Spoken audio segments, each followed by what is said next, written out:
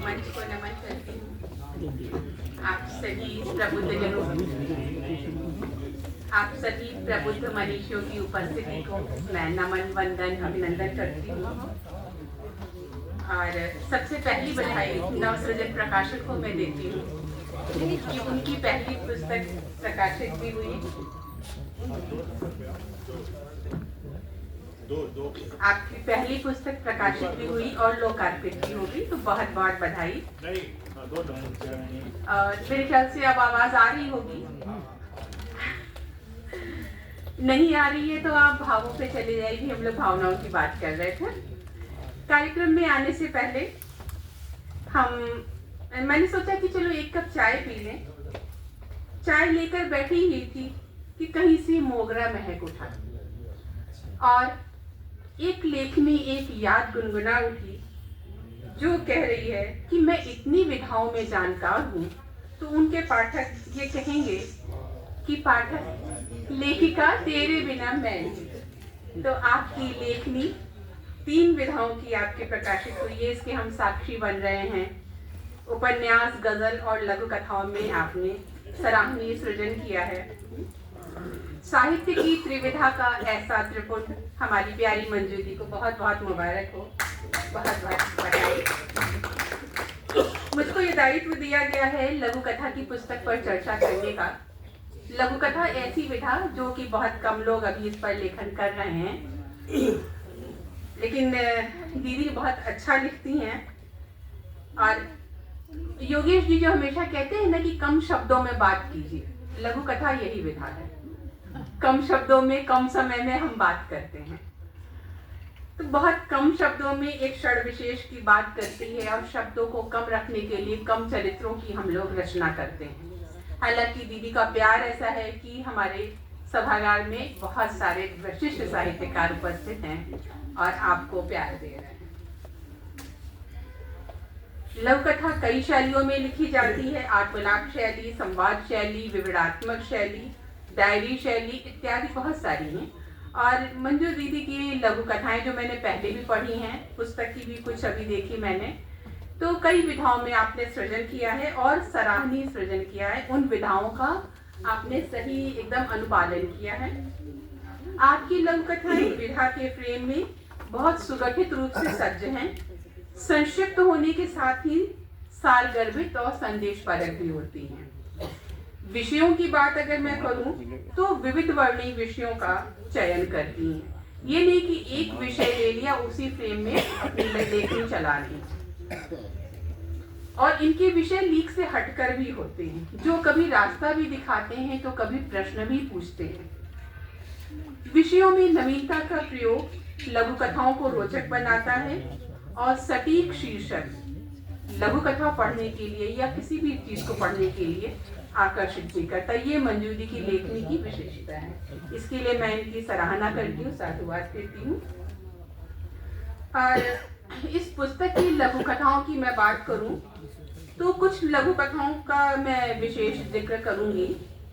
जैसे परिवार शीर्षक लघु कथा जो है, इसकी नायिका निर्मला लड़खड़ाती है, परंतु तुरंत ही आत्मविश्वास से भर के निर्णय की डोर को सहज ही थाम कर बदलते समय को परिभाषित भी करती है। कहीं भी वो पलायन का मार्ग नहीं दिखाती है।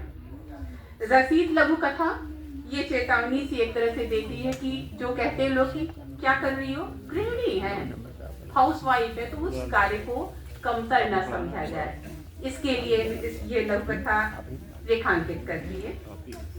हक शीर्षक लघु कथा की बात करें तो वाकई में मानवीय संवेदनाओं की एक अलग ही व्याख्या उसमें है। आनंद भवन इस शीर्षक की लघु कथा में आप किन्नरों को, जो एक समाज को उपेक्षित वर्ग है, उसको मुख्य धारा से जोड़ने में सफल हुई है।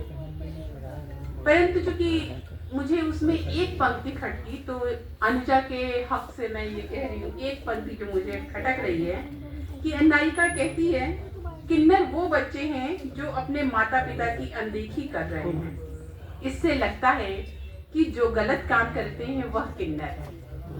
यह एक बिंदु मुझे थोड़ा सा खटका। यद्यपि देखा जाए तो वो अपनी कमियों के साथ भी बहुत सी चीजें करते हैं। दैवीय अंश कहा जाता है किन्नरों। एक और लघु कथा की बात करूं, नारी तेरे रूप अनेक में स्त्री के कोमल रूप का अच्छा चित्रण किया है, जिसमें वह पर स्त्रीगामी पति के ऊपर टोटके के असर से लापरवाह दिखती है, परंतु उसी की चोट से विह्वल होकर एक सामान्य नारी की तरह अस्पताल की तरफ भी भागती है। जो स्त्री का कर्तव्य अपना वो कभी भी नहीं छोड़ती है, उसको भी उन्होंने रेखांकित किया। कैसी शादी लघु कथा आज की पीढ़ी को सचेत करती है कि आधुनिकता का अर्थ अपनी मर्यादा का त्याग करना नहीं है। किसी भी परंपराओं में हम ढल जाएं, लेकिन अपनी मूल चीजों पे, अपनी मूल विषय पे हमको अपने संस्कारों के साथ हमेशा रहना चाहिए। ये संदेश बहुत अच्छे से देती है। एक विशिष्ट मेरी प्रिय शैली, डायरी शैली, उसमें दीदी ने बहुत प्यारी लघु कथा लिखी है। माँ की कलम से प्यार की खनक, बहुत खूबसूरत लिखा है। माँ बेटी के भावनात्मक संबंधों का बहुत अच्छा जुड़ाव इन्होंने लिखा। एक कप चाय, तो दीदी ने बता ही दिया, पढ़ दिया मैं, तो मेरी बहुत प्रिय लघु कथा वो आई थी। एक समय अकेले होने पर भी उपस्थिति दूसरे साथी की कितनी तीव्रता से अनुभव होती है, ये बहुत अच्छे से रेखांकित किया है। सोने की किर्च, ये लघु कथा में इसका विशेष करूंगी कि इसमें बहुत सहजता से, बहुत सरलता से ये बताया गया है कि माता पिता का गलत या कहूँ लापरवाह निर्णय बच्चों की जिंदगी बर्बाद कर देता है। कि सोने का हम लोग बहुत ध्यान रखते हैं, उसकी किरचें भी अगर निकलती हैं तो सुनार उसको बहुत ध्यान से रखता है, जेवर कहीं नहीं। लेकिन बच्चों के साथ निर्णय में कभी कभी माता पिता वो लापरवाही कर जाते हैं। वो संवेदना अनजाने में ही होती है, उनकी जान के तो नहीं करेंगे, लेकिन वो किरचों की तरह ही उनकी देखभाल करनी चाहिए। बहुत खूबसूरत लिखा है। और क्या क्या कहूँ, सभी लघु कथाएं अच्छी हैं आपकी। प्राइवेसी, सुरक्षा कवच, और सबसे जो शीर्षक की बात मैंने की, शीर्षक का चौंकाता है। एक लघु कथा है आपकी, पति बदल लिया। पति बदल लिया सोच के आदमी सोचता है कि ये कैसी लघु कथा होगी हमारे आज के परिवेश में, भारतीय परिवेश में। लेकिन ये पति बदल लिया, इस पुस्तक को पढ़िएगा तो ये बहुत अच्छी, बहुत संदेशप्रद लघु कथा है कि हालात से हारना नहीं है, उसका सामना करना है। बहुत खूबसूरत लघु कथा।